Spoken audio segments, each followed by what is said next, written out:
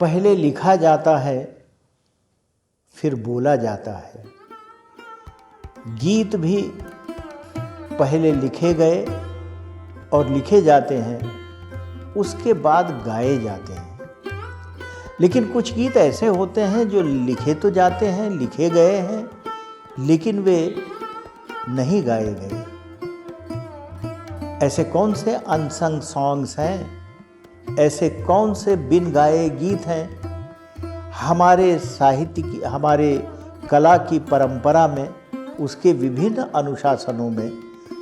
इसको केंद्रित रखते हुए यह एक निबंध है, बिन गाए गीत। बिन गाए गीत अर्थात अनसंग सॉन्ग जिन्हें कहा जाता है, वे गीत हैं तो लिखे गए लेकिन गाए नहीं जा सके। उन्हें गाने के लिए कंठ नहीं मिले। जरूरी नहीं कि जिस गीत को लिखा जाए उसे गाया ही जाए। लिखने से गाए जाने के बीच का रास्ता बड़ा कठिन है, दुरूह है, बड़ी भीड़ है उस रास्ते पर। वे जो बेतुके हैं, जिन्होंने बिना किसी परिश्रम के किसी और की पंक्तियों पर कब्जा कर अपने आप को गढ़ लिया है, वे इस भीड़ में सबसे आगे हैं। वे लोकप्रिय गीत बन बैठे हैं और जाने कितने सुरीले कंठों में उन्हें गाने की होड़ है। वे खूब गाए जा रहे हैं, अलग अलग धुनों में, तरह तरह के वाद्य यंत्रों के साथ। वे शास्त्रीय, सुगम और लोक संगीत, इन सब में गाए जा रहे हैं। वे गीत गूंज सके इसके लिए वातावरण बना दिया गया है, और वे गीत इस भीड़ में सबसे पीछे धकेल दिए गए हैं या कुचल दिए गए हैं, जिन्होंने अपने आप को गढ़ने में बरसों लगा दिए, जो पूरी तरह मौलिक हैं और जिनके हाथ से लेकर स्याही, कलम और पंक्ति उनकी खुद की है। ऐसे धकेल दिए गए, कुचल दिए गए, बिन गाए गए इन गीतों का कसूर सिर्फ इतना है कि इनके पास सिर्फ अपने पाँव हैं। इनके पास किन्हीं औरों के ऐसे कंधे नहीं हैं जिन पर चढ़कर ये भीड़ में सबसे आगे पहुंच सकें। ऐसे कंधे हों तो पाँवों की ज़रूरत नहीं पड़ती। कंधे दर कंधे भीड़ में सबसे आगे पहुंचा जा सकता है। आजकल खुद के पाँवों से चलना नहीं होता, कंधे पाँव बन गए। इन बिन गाए गीतों की नियति नहीं बदली, इनका समृद्ध अतीत भी है। इतिहास भरपूर है इन गीतों की कहानियों से। ऐसे लिखे हुए गीत जब नहीं गाए गए तो वे कहानी बन गए। इन कहानियों की फहरिस्त बहुत लंबी है, जिसमें आज मधुर कंठों से गाए जा रहे गीतों के वे तमाम अभागे पुरखे शामिल हैं जो बड़ी हसरत से तो लिखे गए लेकिन गाए नहीं जा सके।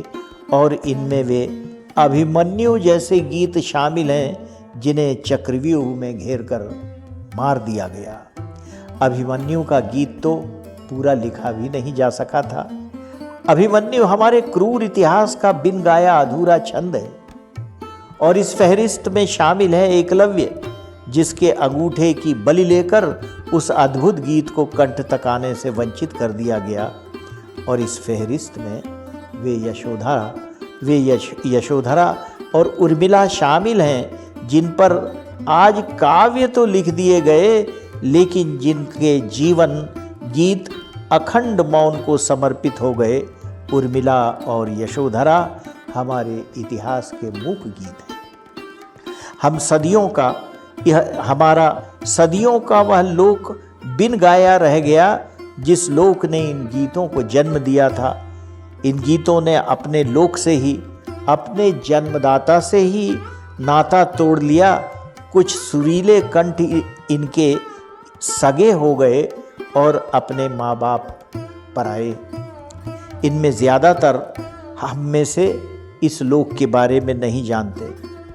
आज कालिदास और जयदेव तो गाए जाते हैं, लेकिन संस्कृत की ही लोकधर्मी परंपरा के योगेश्वर, शरण, वेशट, दुर्गत, लंगदत्त और धरणीधर जैसे लोकधर्मी काव्य सर्जकों के हम नाम तक नहीं जानते, जिनकी कविता के बारे में मेरे अग्रज डॉक्टर राधा वल्लभ त्रिपाठी लिखते हैं कि यह कविता गांवों में, खेत खलिहानों में, गली मोहल्लों में रमती है।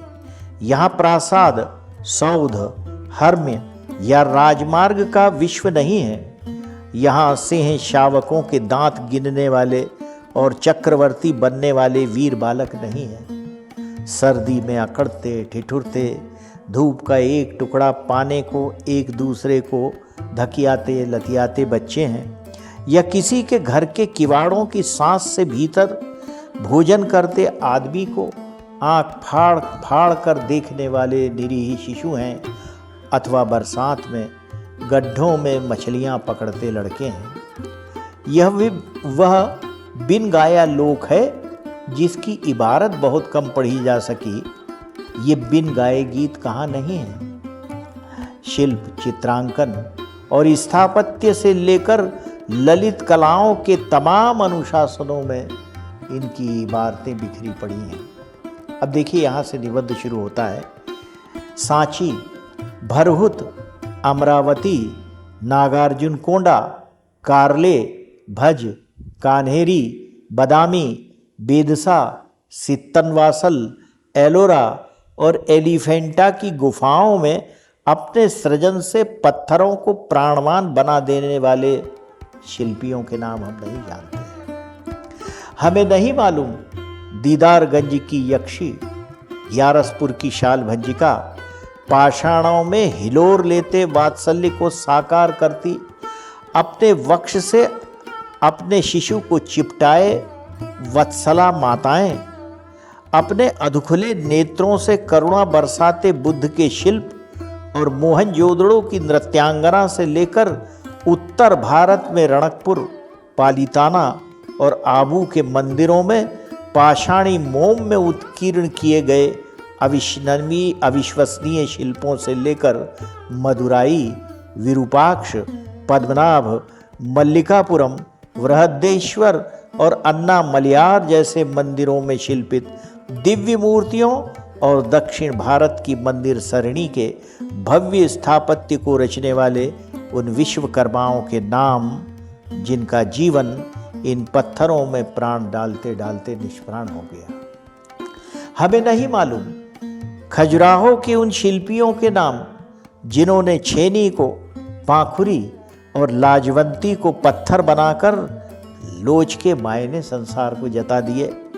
इन शिल्पियों ने खजुराहो में सिद्ध किया कि रस की सच्ची धार तो पत्थरों में प्रवाहित होती है।